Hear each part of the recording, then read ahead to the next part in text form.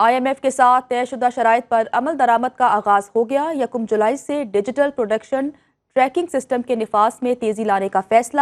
FBR کے مطابق enforcement اقدامات نہ لینے کی صورت میں 700 ارب کے نئے ٹیکس لگانے پڑتے۔ سگریٹ، سیمنٹ، پولٹری، مشروبات، کھاد، ٹیکسٹائل سیکٹر کی نگرانی بڑھائی جا رہی ہے۔ ٹوبیکو سیکٹر کی پیداوار اور سیل کو ڈیجیٹل ٹریکنگ سسٹم سے مانیٹر کیا جائے گا۔ شوگر سیکٹر میں پیداوار کی نگرانی بہتر بنانے سے ٹیکس ریونیو میں 39 ارب اضافہ ہوا۔ ٹیکسٹائل سیکٹر کی بھی کیمروں کے ذریعے نگرانی کی جائے گی۔ سیلز ٹیکس ریونیو کو GDP کے 5% کے مساوی تک لے جایا جائے گا۔ ہم ایران کے شانہ بشانہ کھڑے ہونے کا اعلان کرتے ہیں۔ نتن یاہو اس وقت جنگی مجرم ہے۔ مولانا فضل الرحمان کا حیدرآباد میں ملین مارچ سے خطاب کہا۔ عالمی عدالت نے نتن یاہو کو گرفتار کرنے کا حکم دیا۔ نتن یاہو ہر جگہ جاتا ہے، امریکہ جاتا ہے، کچھ نہیں ہوتا۔ کب تک انسانیت سوتی رہے گی؟ JUI دنیا کو جھنجھوڑ رہی ہے۔ کل پاکستان یا سعودی عرب کی باری بھی آ سکتی ہے۔ اس وقت ایک جنگی مجرم ہے اور عالمی عدالت انصاف نے اس کو مجرم قرار دیا ہے، اس کو گرفتار کرنے کا حکم دیا ہے۔ کسی بھی ملک سے اگر وہ پرواز کرے گا، اس ملک پر لازم ہوگا کہ وہ اس کے جہاز کو اتارے اور اس کو گرفتار کرے، لیکن اس کے باوجود وہ امریکہ بھی جاتا ہے، یورپ میں بھی جاتا ہے، اور کوئی ملک عالمی عدالت انصاف کے فیصلے پر عمل درآمد کے لیے تیار نہیں ہے۔ اقوام متحدہ نے سن 1967 کے اسرائیلی قبضے کو ناجائز کہا ہے اور ان علاقوں کو متنازع قرار دیا ہے، لیکن آج بھی اس پر کوئی عمل درآمد نہیں ہو رہا۔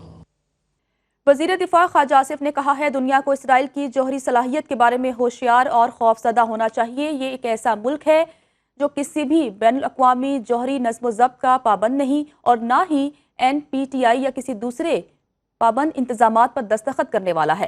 خواجہ آصف نے اپنے ٹویٹ میں کہا پاکستان تمام بین الاقوامی جوہری شعبوں کا دستخط کنندہ ہیں۔ ہم اپنے پڑوسیوں کے خلاف تسلط پسندانہ پالیسی پر عمل نہیں کرتے جس کا ان دنوں اسرائیل بھرپور مظاہرہ کر رہا ہے۔ مغربی دنیا کو اسرائیل کی طرف سے پیدا ہونے والے تنازعات کی فکر کرنی چاہیے۔ یہ پورے خطے کو اپنی لپیٹ میں لے لے گا۔ ایک بدمعاش ریاست اسرائیل کی سرپرستی کے تباہ کن نتائج ہو سکتے ہیں۔ رواں مالی سال کی آخری مانیٹری پالیسی کا اعلان آج ہوگا۔ اگلے 6 ہفتوں کے لیے شرح سود کے تعین کے لیے مانیٹری پالیسی کمیٹی کا اجلاس ہوگا۔ گورنر اسٹیٹ بینک جمیل احمد اجلاس کی صدارت کریں گے۔ گزشتہ ایک سال میں 8 مانیٹری پالیسیز میں شرح سود 22% سے کم ہو کر 11% ہو چکی ہے۔ معاشی ماہرین کے مطابق شرح سود 11% کی موجودہ سطح پر رہنے کا قوی امکان ہے۔ مانیٹری پالیسی کا اعلان اعلامیے کے ذریعے ہوگا۔ مزید بات کرتے ہیں اپنے نمائندے محمد لقمان سے۔ لقمان، اس خبر کے حوالے سے مزید کیا ڈیٹیلز ہیں آپ کے پاس؟ جی بالکل، یہ موجودہ جو مالی سال 2024-25 ہے اس کی آخری مانیٹری پالیسی کا اجلاس اعلان ہوگا، جس سے یقیناً جو ایک شرح سود کا تعین کیا جائے گا اگلے 6 ہفتوں کے لیے، اور اس کے لیے ایک کمیٹی جو اس کی مانیٹری پالیسی کی کمیٹی ہے وہ اس کا اجلاس آج اس کراچی میں ہوگا، جس کی صدارت گورنر اسٹیٹ بینک جمیل احمد کریں گے۔ اور زیادہ تر امکانات یہی ہیں کہ 11% کی موجودہ سطح پر ہی جو شرح سود رہے گی، کیونکہ جو جیو پولیٹیکل حالات ہیں جو دنیا کے اور پاکستان حالاتوں میں یہی نظر آ رہا ہے۔ اور گزشتہ ایک سال میں اگر آپ دیکھیں تو شرح سود آدھی رہ چکی ہے۔ جون 2024 میں شرح سود جو تھی 22% تھی، اب یہ 11% ہے۔ لیکن اس کے برعکس جو کاروباری تنظیمیں ان کے خیال ہے کہ ابھی بھی اتنی سپیس ہے اسٹیٹ بینک کے پاس کہ وہ اسے 10% سے کم کر کے سنگل ڈیجٹ پر لے آ سکتے ہیں۔ لیکن اس کا جو تعین فائنل جو ڈیسیژن ہے وہ تو یقیناً اسٹیٹ بینک کرے گا، اور پالیسی کا جو اعلان ہوگا وہ ایک اعلامیے کے ذریعے ہوگا۔ جی ٹھیک ہے محمد لقمان، آپ کا بہت شکریہ۔ حکومت نے پیٹرولیم مصنوعات کی قیمتوں میں اضافہ کر دیا۔ پیٹرول 4 روپے 80 پیسے فی لیٹر مہنگا، نئی قیمت 258 روپے 43 پیسے ہو گئی۔ ڈیزل کی قیمت میں فی لیٹر 7 روپے 95 پیسے کا اضافہ، ڈیزل کی نئی قیمت 262 روپے 59 پیسے مقرر۔ پیٹرولیم مصنوعات کی قیمتوں میں اضافے کا نوٹیفیکیشن جاری کر دیا گیا۔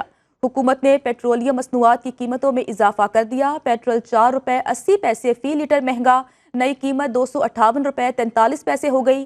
ڈیزل کی قیمت میں فی لیٹر 7 روپے 95 پیسے کا اضافہ، ڈیزل کی نئی قیمت 262 روپے 59 پیسے مقرر۔